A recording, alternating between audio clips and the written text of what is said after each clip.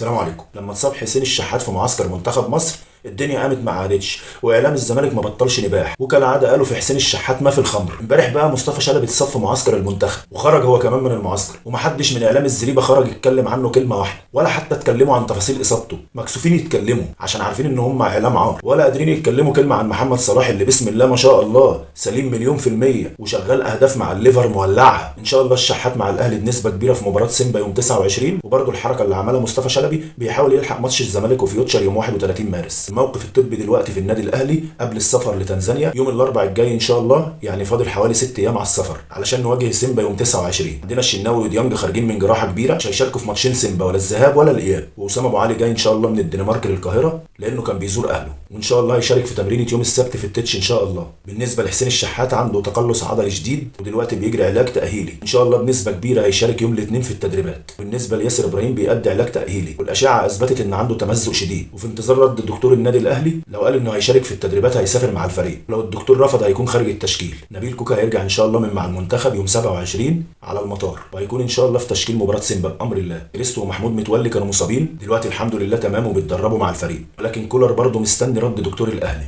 حسام غالي مجلس اداره النادي الاهلي اختاروا انه يكون رئيس بعثه النادي الاهلي في مباراه سيمبا في تنزانيا. كل التوفيق لنادينا العظيم ورجالته. اهلاوي انا والفخر ليا، وهفضل اشجع النادي الاهلي لاخر نفس فيا. ما تنسوش تدعمونا. السلام عليكم.